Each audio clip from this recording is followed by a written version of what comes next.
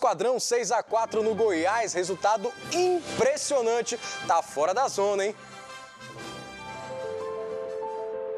Um jogo para guardar na memória. Eu vi o goleiro adiantado, mas o Iago me falou antes, né? E perguntou se eu tinha capacidade de meter aquela bola ali. Aí eu falei, só vou esperar o juiz apitar para ele anular o gol e foi, graças a Deus. Primeiro, triunfamos!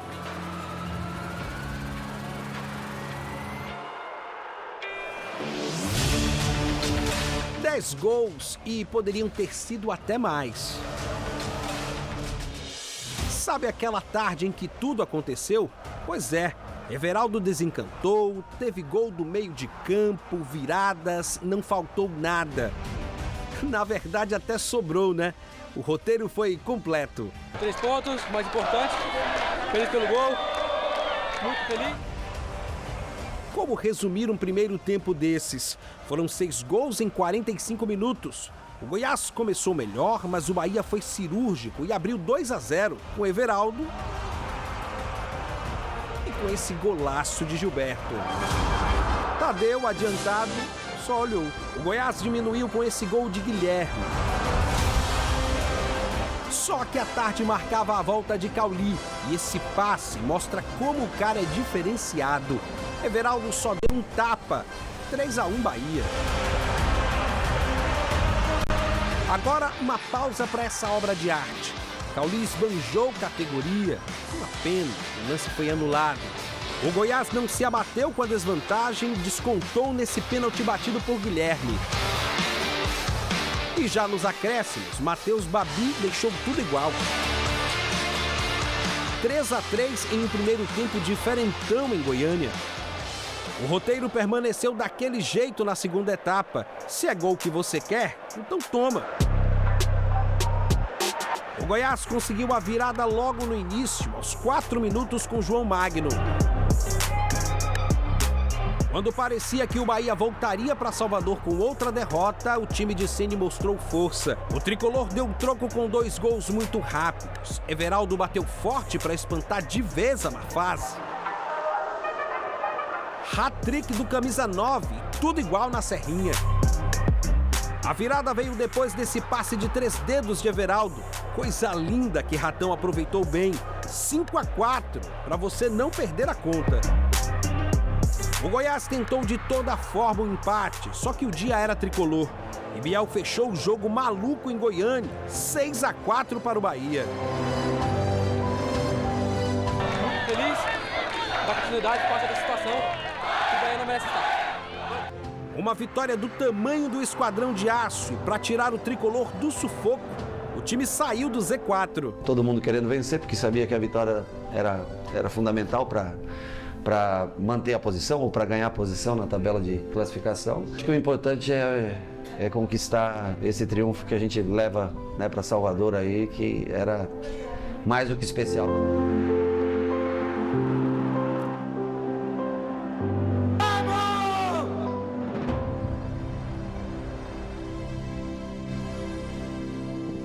Vamos, meus amigos, vamos, bora Bahia. Cadê aquele passinho de Ratão lá? Como é que foi lá? Bota aí no vestiário, aquela dancinha. Matheus Bahia e Ratão, ó, naquele pique, naquela ginga, do jeitinho que tem que ser, meus amigos. Porque assim, ó, 6-4 não é todo dia não, tem que ter dança, Porque realmente impressionante, meus amigos. Eu não vi aquele 5-4 do Flamengo e Santos, mas eu vi o 6-4 de Bahia e Goiás. Tô pra lá de satisfeito, resultado importantíssimo, tirou o time da zona. Só coisas boas pra gente falar desse jogo. Como o Marinho falou, não tem que procurar cabelo em ovo, né, Marinho? Não, e outra coisa, eu me lembro de um Goiás e Bahia, Fernandão, saudoso Fernandão de um lado e o Wesley Pitbull do outro. Que jogão de bola, se não me engano 5-4. Eu sou meio danado para esquecer as datas e o placar, mas o jogo está na minha mente até hoje.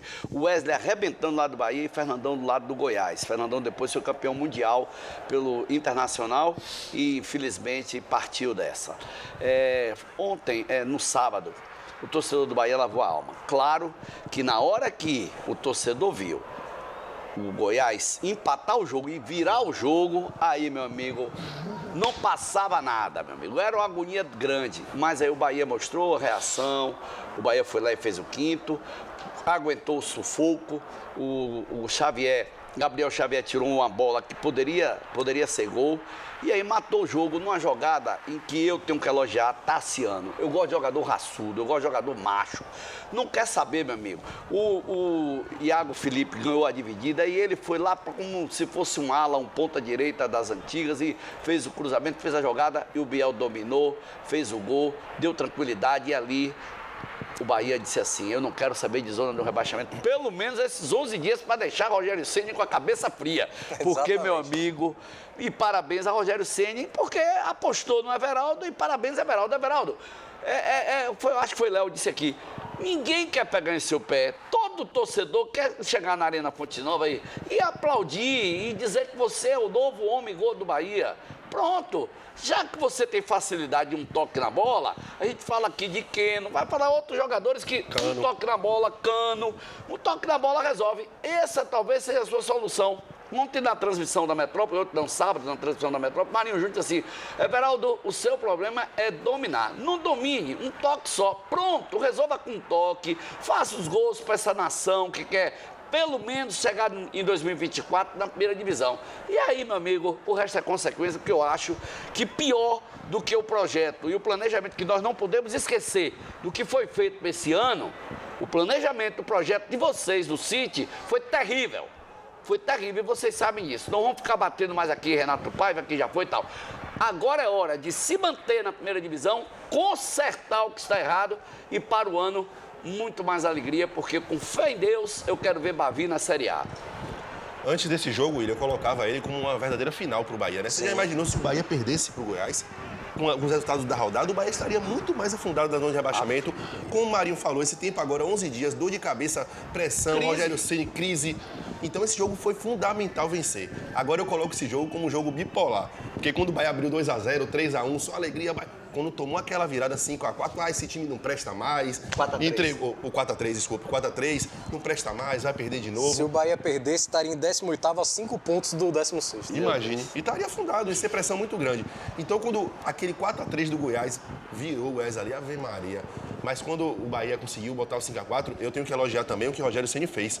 Eu reparei que ele colocou o Raul Gustavo no jogo, ele deu uma fechada na casinha, ele viu que o jogo estava muita correria, o Bahia tinha que tranquilizar, botar a bola no chão, simplificar, defender, e acabou dando certo. Segurou o 5-4, o próprio Raul Gustavo salvou uma bola ali em cima da linha, e no final aquele contra-ataque, Tassiano puxou, deu para Biel matar o jogo. Foi realmente uma decisão para o Bahia, e o Bahia conseguiu vencer a primeira decisão, e ainda vão vir muitas outras aí nessa Série A, viu, William? Resultado providencial para o Bahia, né, William? Como os colegas aqui já falaram, era muito importante que o Esquadrão vencesse esse jogo contra o Goiás e foi o que aconteceu. Agora, o próprio Rogério Ceni demonstrou algumas preocupações na coletiva depois do jogo, principalmente em relação à parte defensiva, né? Ele até que assumiu um pouco a culpa, né? Depois que o Bahia abre 3-1, o Goiás colocou ali 2 centroavantes, né? Tanto o Matheus Babi quanto o João Magno.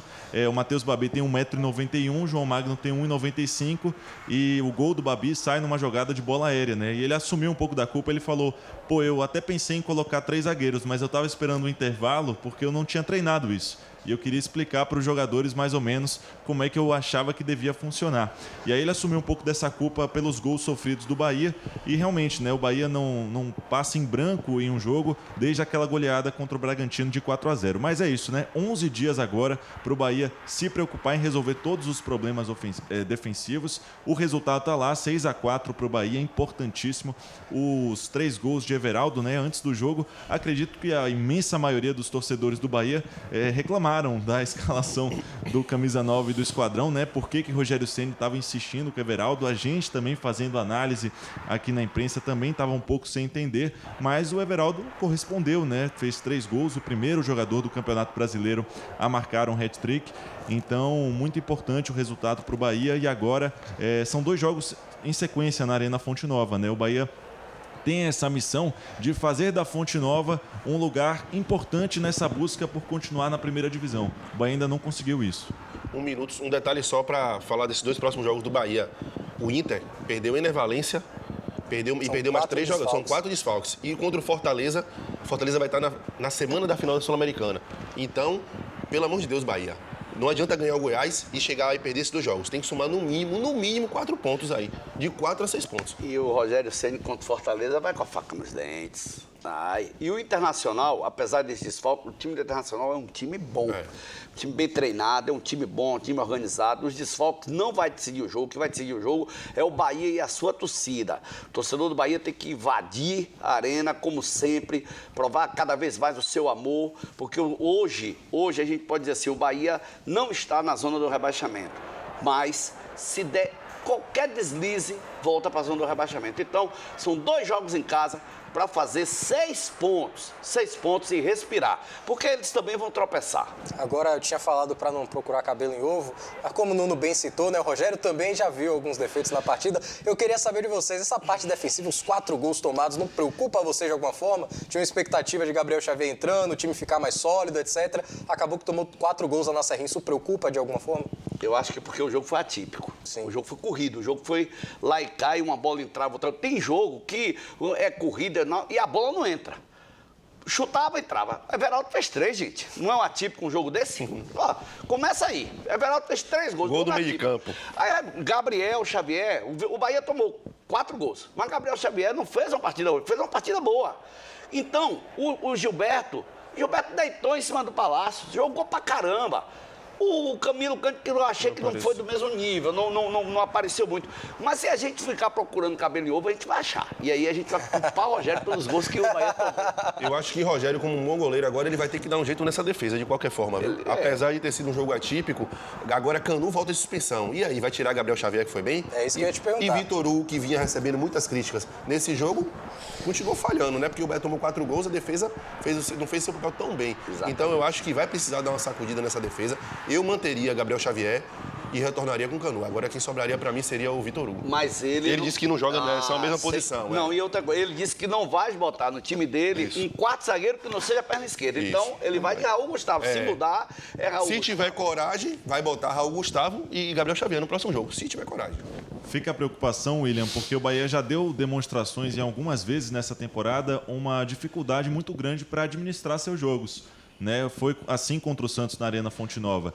E contra o Goiás estava vencendo ali por 2-0, depois estava vencendo por 3-1 e o Goiás conseguiu a reação. Né? É claro que existe essa preocupação, sim, é preciso estar atento a isso, mas como eu falei, né? O Rogério Ceni vai ter um bom tempo aí para corrigir esses erros e quem sabe fazer uma boa partida contra o Internacional.